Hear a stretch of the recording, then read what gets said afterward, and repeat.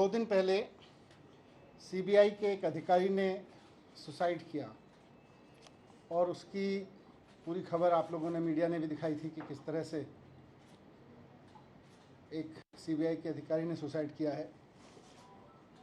उनके बारे में पता चला है कि जिस सीबीआई अधिकारी ने सुसाइड किया था वो जितेंद्र कुमार जी थे, डेप्यूटी लीगल एडवाइज़र। ये सीबीआई के एंटी करप्शन ब्रांच में लीगल एडवाइज़र थे।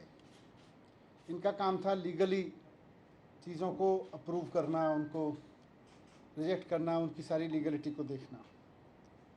और मेरे खिलाफ जो फर्जी एफआईआर कराई गई है एक्साइज के मामले में, उसका भी लीगल मामला वही देख रहे थे।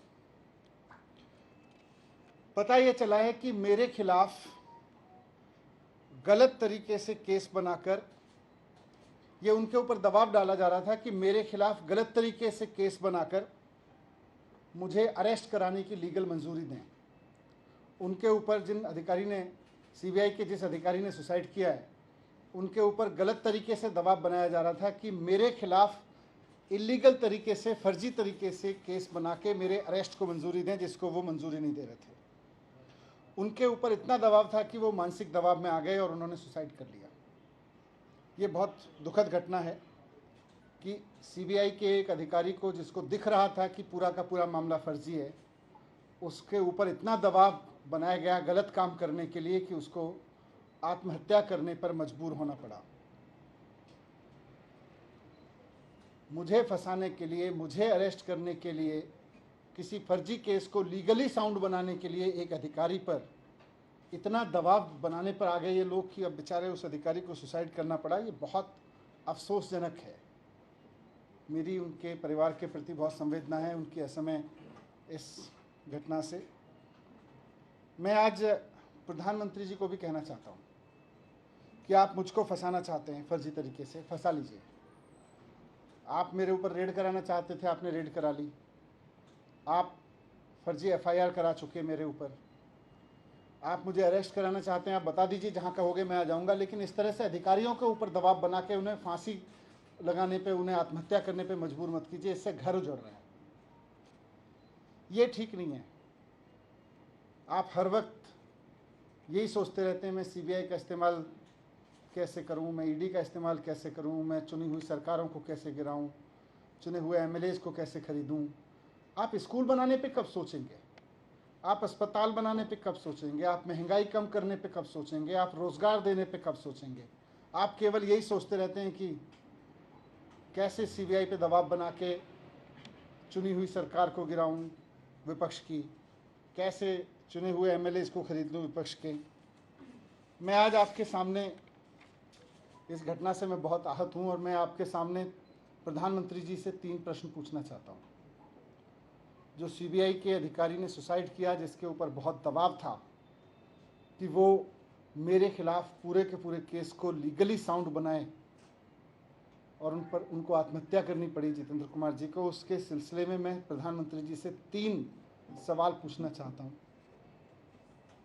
कि अधिकारियों पे इतना दबाव क्यों बनाया जा रहा है कि वो आत्महत्या करने जैसा कदम उठाने पे मजबूर हों। आप अपने राजनीतिक विरोधियों को कुचलने के लिए अपनी ही सरकार के अधिकारियों को और कितना टॉर्चर करोगे?